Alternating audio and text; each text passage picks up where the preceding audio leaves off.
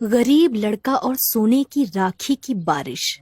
हीरापुर नाम का एक बहुत पुराना गांव था। उस गांव के चारों तरफ बहुत सारे जंगल और पहाड़ थे। गांव के सारे चरवाहे जंगल और पहाड़ों पर अपनी अपनी बकरियां और जानवर लेकर जाते थे। उसी गांव में घनश्याम नाम का एक लड़का भी रहता था। घनश्याम बहुत ही गरीब था। घनश्याम के पिताजी एक गरीब किसान थे। उनके पास केवल 3 बीघा जमीन थी। उसी से वो परिवार का खर्चा चलाते थे। घनश्याम की एक बहन भी थी जिसका नाम शीला था। घनश्याम ने अपने घर में 2 बकरियों को पाल रखा था।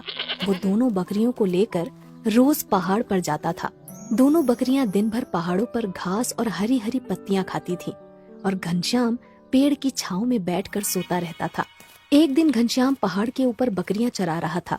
तभी अचानक जोर की बारिश होने लगती है। पहाड़ के ऊपर एक बहुत पुराना माता का मंदिर था जो खंडर हो चुका था। घनश्याम अपनी दोनों बकरियों को लेकर मंदिर में छुप जाता है और बारिश के रुकने का इंतजार करने लगता है। पर शाम हो जाती है लेकिन बारिश बंद नहीं होती। घनश्याम कहता है, हे भगवान, बारिश तो रुकने का नाम ही नहीं ले रही है। अब मैं क्या करूं?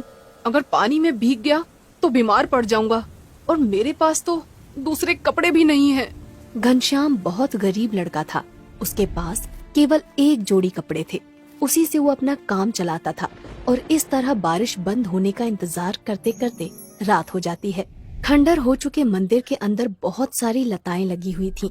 घनश्याम पेड़ की लताएं तोड़कर अपनी दोनों बकरियों को मंदिर के अंदर बांध देता है और वहीं नीचे जमीन पर लेट जाता है। थोड़ी देर बाद घनश्याम को नींद आ जाती है और वो सो जाता है। रात में घनश्याम एक सपना देखता है। बारिश का महीना शुरू हो चुका था। एक दिन घनश्याम के पिताजी घर में घनश्याम से कहते हैं, बेटा घनश्याम, बारिश शुरू हो चुकी है और अभी तक खेतों में बुआई नहीं हुई है। घर में कुछ पुराने बीज रखे हैं, तो मेरे साथ खेत पर चलो, हम दोनों मिलकर बुआई कर देंगे। लेकिन पिताजी, दोनों बकरियां सुबह से भूखी हैं और उन्हें लेकर जंगल में भी तो जाना है।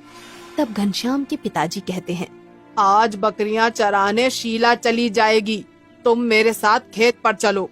घनश्याम अपने पिताजी की बात मान लेता है और इसके बाद दोनों बाप बेटे बीज लेकर खेत की तरफ चल पड़ते हैं। रास्ते में चलते हुए घनश्याम के पिताजी घनश्याम से कहते हैं, बेटा, कुछ दिनों बाद रक्षाबंधन का त्योहार आने वाला है। हर बार की तरह इस बार भी रक्षाबंधन का त्योहार ऐसे ही निकल जाएगा। तब घनश्याम कहता है, तो क्या हुआ पिताजी, हमारे पास पैसे नहीं हैं, लेकिन हम खुश तो हैं। इस तरह बात करते करते दोनों बाप बेटे अपने खेत पर पहुंच जाते हैं। दोनों दिन भर मेहनत करके खेत की बुआई करते हैं और शाम को वापस अपने घर लौट आते हैं। घर पहुंचते ही घनश्याम के पिताजी आवाज लगाते हैं, शीला, अरे ओ शीला, बेटा एक गिलास पानी तो लाना। लेकिन अंदर से कोई जवाब नहीं आता। तब घनश्याम के पिताजी घनश्याम से कहते हैं, बेटा अंदर जाकर देख, शायद शीला रसोई में होगी। घनश्याम अंदर जाकर देखता है लेकिन घर में शीला नहीं थी और दोनों बकरियां भी नहीं थी। घनश्याम तुरंत दौड़कर बरामदे में आता है और पिताजी से कहता है, पिताजी, शीला अभी तक जंगल से बकरियां लेकर नहीं आई है और थोड़ी देर में रात होने वाली है। मैं जंगल जाकर देखता हूँ। जाओ बेटा, लेकिन जल्दी आ जाना। इसके बाद घनश्याम भागता हुआ जंगल में पहुँच जाता है और शीला को ढूंढने लगता है, लेकिन उसे शीला कहीं नजर नहीं आती। थोड़ी देर बाद उसे जंगल में अपनी दोनों बकरियां दिखाई देती हैं और घनश्याम समझ जाता है कि शीला भी आसपास ही होगी। तभी अचानक घनश्याम की नजर एक पेड़ के नीचे पड़ती है। शीला वहाँ बेहोश पड़ी हुई थी। घनश्याम तुरंत उसके पास जाकर देखता है तो उसके पैर में सांप के काटने का निशान था। शीला, उठो बहन, तुम्हें क्या हो गया है? घनश्याम की आंखों से आंसू निकलने लगते हैं। वो तुरंत शीला को अपनी गोद में उठाकर घर ले जाता है। शीला को इस हालत में देखकर घनश्याम के पिताजी कहते हैं, क्या हुआ है इसे घनश्याम? तब घनश्याम रोते हुए बताता है कि शीला को सांप ने काट लिया है। घनश्याम के पिताजी तुरंत दौड़ते हुए गांव के वैद्य के पास जाते हैं। वैद्य तुरंत आकर शीला का इलाज करता है और घनश्याम के पिताजी से कहता है, अब घबराने की कोई बात नहीं, थोड़ी देर में इसे होश आ जाएगा। मैं एक जड़ी बूटी दे रहा हूँ, रात को दूध के साथ मिलाकर पिला देना इसे। इसके बाद वैद्य वहाँ से चला जाता है। थोड़ी देर बाद शीला को होश आ जाता है और वो घनश्याम के गले लगकर रोने लगती है। घनश्याम शीला से कहता है, आज के बाद तुम कभी अकेले जंगल नहीं जाओगी।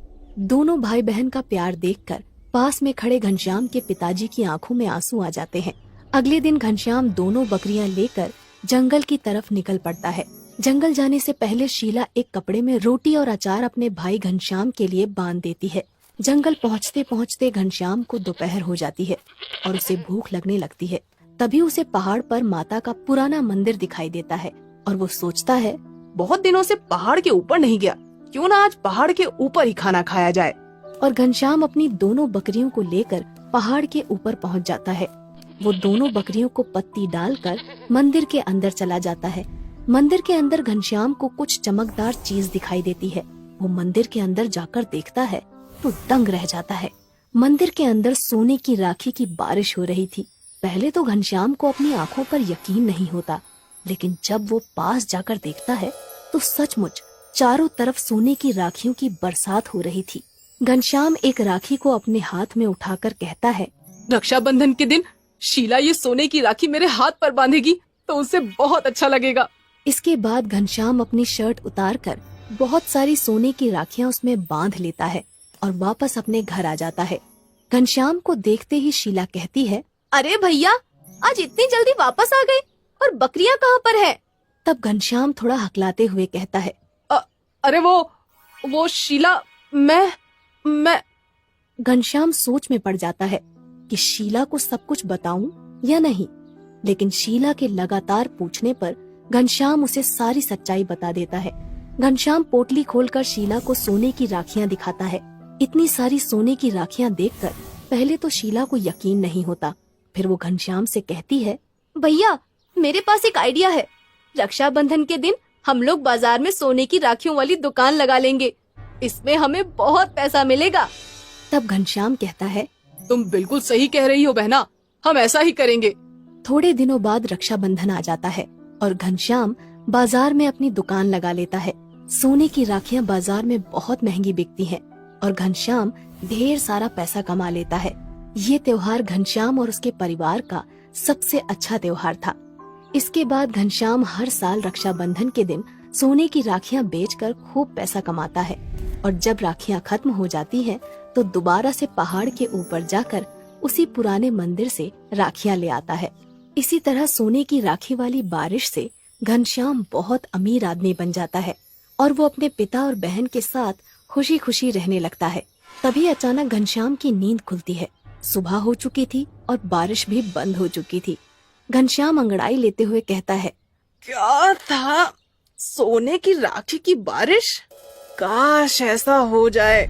इसके बाद घनश्याम अपनी दोनों बकरियां लेकर वापस अपने घर चला जाता है।